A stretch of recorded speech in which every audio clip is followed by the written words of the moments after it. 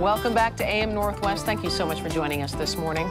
The United Nations calls it the deadliest conflict since World War II. Every month, the fighting in the Democratic Republic of Congo kills 45,000 people.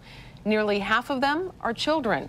So each day, hundreds flee the country, many into nearby Uganda to live in refugee camps. And volunteers with Portland-based Medical Teams International recently returned from these camps where they help provide medical care to the refugees. And here to tell their stories and share with us what they learned, we're joined by emergency room nurse Blaufus and physical therapist Kathi McCoy. Ladies, nice to have you here. One, we were talking during the break how much we admire what you do, and we're talking about how great that need is and the awareness. Tell us just what you saw when you were there, Kathi. What do you see when you go to these camps? Well, in the camp that we were in, there were 40,000 people. As you said, 5.4 million people have died since this started, and 1,500 Congolese die every day. So in this camp, where there are 40,000 people, there are people quietly and politely lined up for care outside of our tents. They have nothing except what they walked over the border with and whatever they've been able to carry and the very small items that have been distributed to them by the United Nations. They just wait very, very calmly and kindly for care. Now, when you go in there, you're able to save lives. We save lives. We save lives every single day. Every single day. And tell us how you do that. Well, malaria is the biggest problem down there by far. By far. And in fact, it kills 1 million people in sub-Saharan Africa a year annually, and 90% of them are kids under 5. And how preventable is that? Malaria is completely preventable, and it's curable. Now, it's not a practical thing to eradicate it. It would take 2 full generations of sustained effort in those eradication efforts to do that. But it is curable, and that's what we did down there. We brought medications, and it's preventable.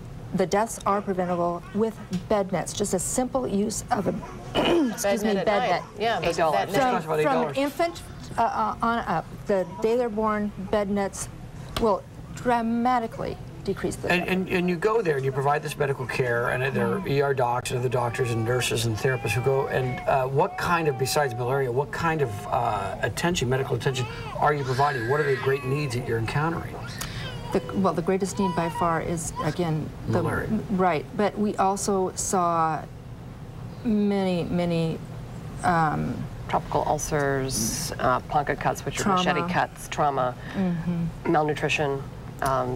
Very, very big need for nutrition programs. Nutrition Dysentery, is a big problem. Cholera to a very small extent. Things that we don't even think about in this country. Things that, you know, it's just not on our radar as far as an ailment. Well, you know, and Kathi has a great story about that. One splinter in a young man's foot will affect the whole rest of his life if it's not treated. One thorn in a foot this long, which is unable for us to be able to even fathom, not being able to go to an emergency room and having a splinter removed, can result in infection, loss of toe, sequential amputation, or loss of foot. Why is it important for us to take part in helping out in any way we can? We are so interrelated. The Congo is the richest nation in Africa, and out of that, many minerals are extracted, including the coltan used in our cell phones every day.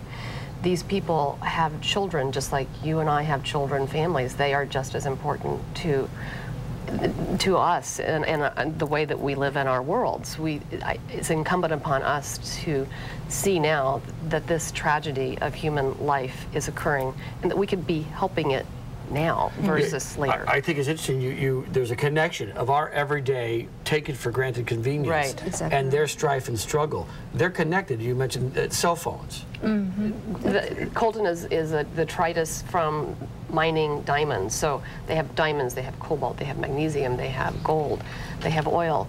So they are unfortunate to live in a very mineral-rich country. The things that they have, the Western countries are using, and while we feel like that we've lost values in our portfolios and on Wall Street, we live in a country of excess, the Western world. There is no excess. They have no margin for error. If they don't have enough beans to eat, they die. If they don't have the medication to take care of infection, they die.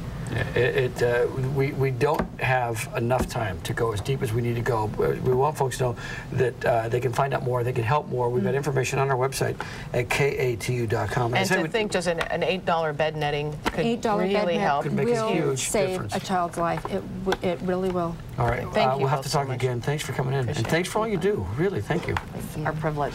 Thank you. Coming up, blues, rock, and folk come to